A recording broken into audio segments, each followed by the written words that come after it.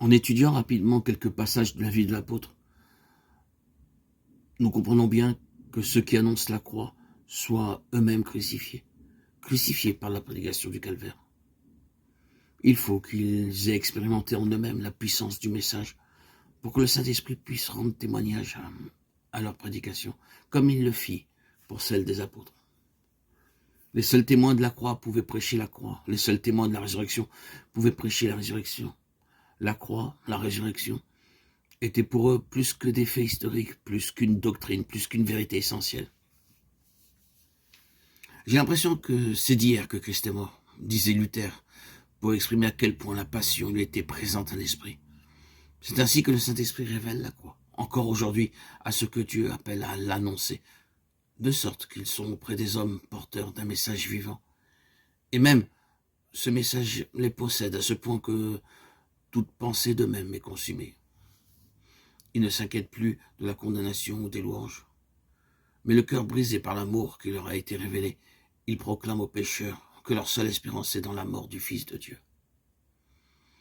L'apôtre Paul eut cette révélation du calvaire. Il comprit ce qu'était pour le Père l'immolation du Fils, dans la mesure où l'homme peut pénétrer la pensée du Père. Il comprit ce que furent pour le Fils ces années passées au milieu des enfants des hommes, années d'humiliation qui aboutirent au supplice, à cette croix acceptée à cause de ses répercussions universelles et éternelles, à cause de la joie, de la plénitude de joie qui en devait découler.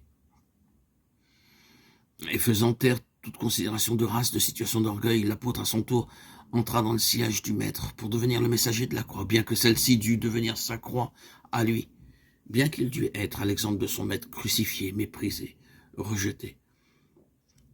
Paul, esclave de Jésus-Christ, écrit-il dans ses épîtres, et il a un sentiment si profond d'obligation vis-à-vis du Christ qu'il s'écrie « Malheur à moi si je ne prêche pas l'Évangile ». L'apôtre rejette les âmes charnelles. Il annoncera purement et simplement un Messie crucifié et comptera uniquement sur l'action du Saint-Esprit pour manifester que la prédication de la croix est bien la puissance de Dieu. De sorte que la foi de tous ceux qui croiront sera fondée, non sur des paroles de sagesse humaine, 1 Corinthiens 2,4, mais sur la puissance de Dieu. Cette décision de l'apôtre nous montre à quel point il était devenu l'homme de son message, à quel point il avait renoncé à lui-même, à sa science, à ses ressources personnelles, à toute ambition, à toute renommée. C'est de semblables instruments que notre 21e siècle a besoin, avec sa haute culture et sa profonde immoralité. Il a besoin lui aussi d'entendre la voix de messagers qui, comme l'apôtre, ont décidé de ne prêcher que Christ et Christ crucifié, d'hommes qui, rejetant toutes les armes charnelles et tout recours à la sagesse humaine, mettront uniquement leur confiance en la puissance de Dieu pour rendre témoignage à la prédication de la croix.